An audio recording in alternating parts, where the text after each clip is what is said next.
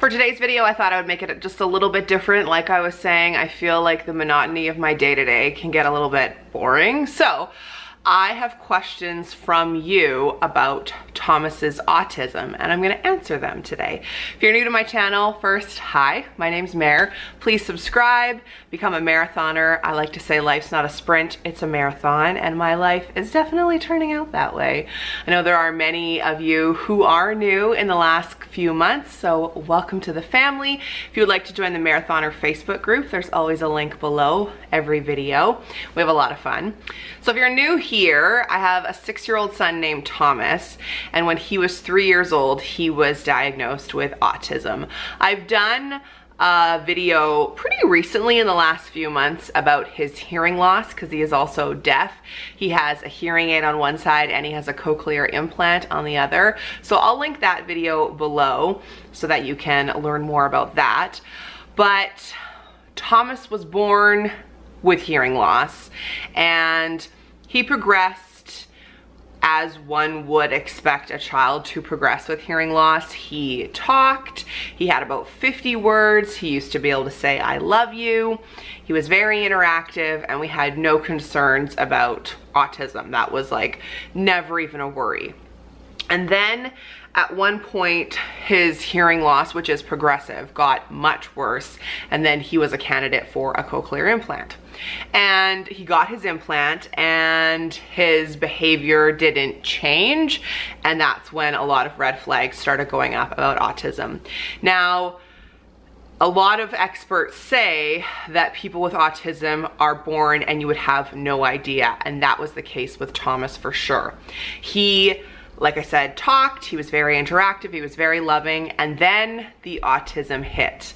I don't really know what other way to put it, but at about 18 months, we definitely saw a shift and a change and a regression. And his speech language pathologist at the time, who has had decades of experience, said, I'd always heard about autism and the autism hitting, but I never have seen it in real life before. And then she did with Thomas. So he became non-communicative. He was very much in his own world. He would not make eye contact.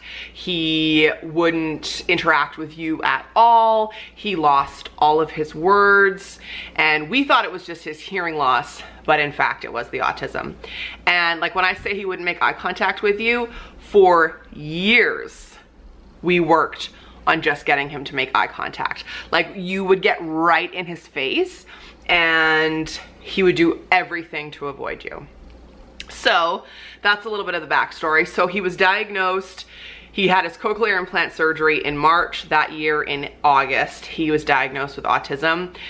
And a lot of people would say that that would be a devastating thing to happen. Of course it was. But for us, it was like, okay, this is the missing piece, because once he had his implant, we thought that was the missing piece, and it wasn't. And then once he actually had the diagnosis and we could access the funding and he could go get autism therapy, that's when things really started to go up and up. Because for the first 3 years of his life, it was like this, like we'd have something good and then it would go down, and then good, and then down, and then good. And once he had his implant and his diagnosis, we've just been on a steady upward trajectory. So that's a bit of the backstory. Your questions. Amy asked, as a service provider for kids with autism, I love watching your videos to see Thomas's growth. I'm often cheering on his milestones right along with you. Thanks, Amy. So my question would be, as a mom with a child who has autism, what's the most important quality or thing you appreciate in a service provider?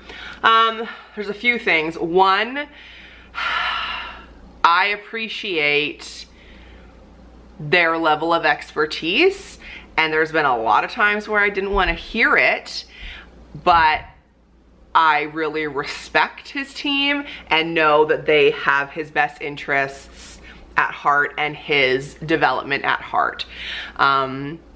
It's so hard to go into team meetings, which we have every few months, because you know, it's great to hear what he's doing well, but then obviously like there's things that we're constantly working on. So I really appreciate that. Like, I appreciate their knowledge and expertise, and that they do it in a way that's kind. I never ever feel like this is just their job. They always make me feel like they're just part of our team and our family. So the fact that they can be so amazing, have so much knowledge, but do it in like a human to human way, I really appreciate that. And their role in transitioning Thomas into kindergarten was vital. And like, his behavior interventionist went into the classroom at the beginning, helped transition, met with the team, met with the school. That's been just incredible. How old was Thomas when you started to notice? 18 months. What did you notice first? For sure, he lost his words and he stopped being interactive. Yeah, so that's what we really noticed. And his development stopped. He stopped hitting milestones. It was much more apparent to me when I would go out with my friends and see what their kids were doing. And it still shocks me, like, what their kids can do, because that's just not my world at all. And then this kind of goes into Roxanne's question. Do you ever feel isolated from your friends and family because they didn't understand what was going on with Thomas pre-autism diagnosis? Oh, probably. Yeah. There's definitely been times in the last 6 years where I've been a pretty garbage friend because my friends will want to complain to me about something that their kids are doing and I just literally can't relate. I'm like not the audience. I usually am probably not a good person for someone to bitch to about their kids. Like, oh, my kids won't stop talking, or like, oh, my kids did X, Y, and Z. And in my head, I'm like, I would love if Thomas wouldn't stop talking, you know? So I'm probably a pretty garbage friend. Do I feel isolated? For sure. Like, he doesn't get invited to birthday parties. He doesn't play sports. I can't, there's like kids in our complex. I can't just like chuck him out the door like other parents do because he needs to be around someone all the time. He can't just, people keep saying to me like, why don't you just put Thomas in summer camp? I can't, because he needs someone all the time. So for sure, it's isolating. And even more now that Jeremy's gone. Like, that's something I'm really struggling with, is just like, how will I ever have a social life or go out, or because everything's a babysitter, you know? So yeah, absolutely. And it took some family members a long time to accept Thomas's diagnosis. And I think a lot of people still, not necessarily don't accept it, but like want to fix it, or think, do I have lipstick on my forehead? No, okay. Whew. Think like, oh, we could just fix it by doing this. Or it's tough because like they want to buy him gifts and it's like, none of this will mean anything to him. He'll never use this. So it is really hard, especially because like they're not here, so they don't see it every day.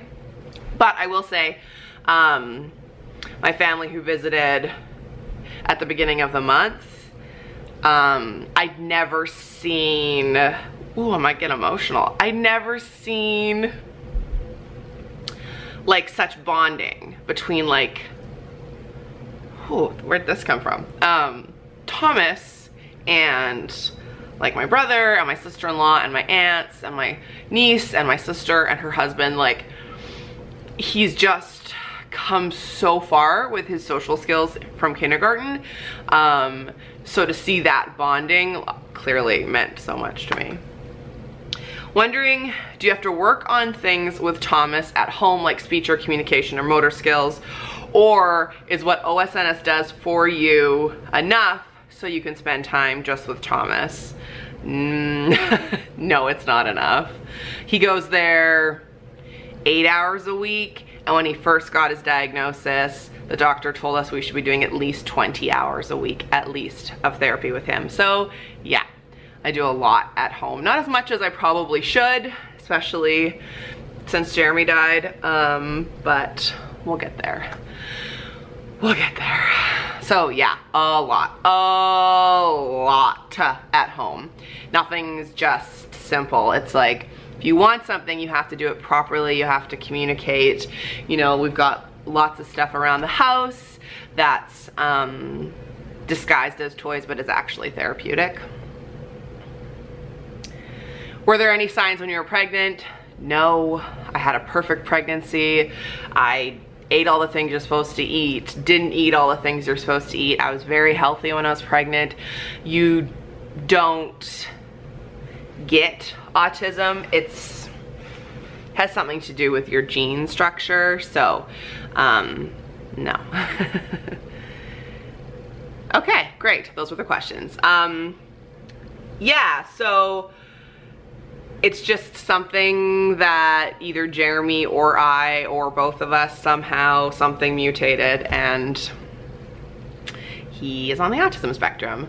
And lots of people are. Like, I even meet adults now where I'm like, you're definitely on the spectrum. You don't know it, you're highly functioning, but for sure you're on the spectrum. I can tell by their like lack of social skills or different things they do. Yeah. If you've never read The Rosie Project, it's fiction, but it's really interesting. Like, I think once you kind of understand autism, which I don't know if I ever will, like there's so many facets to it, then I think you will see it more often than you probably thought you would. Anyways, those are all of your autism questions. I hope that makes sense. Let me know if you have any more, if you'd like to see me do any more videos about specific things about raising a child with special needs, autism, or the fact that he's deaf. Daily vlogging, so all the content suggestions, let me know. I know there are some parents who watch my videos who also have children with special needs, so I feel you. And even if you don't, parenting's hard. I understand that everyone has their own like parenting struggles. So I hope that what I said about me not being sympathetic to my friends made sense. I think I am still sympathetic. It's just different. Like, yeah. Thanks for watching. Lace up and become a marathoner. Subscribe to my channel, and I will see you tomorrow. Bye.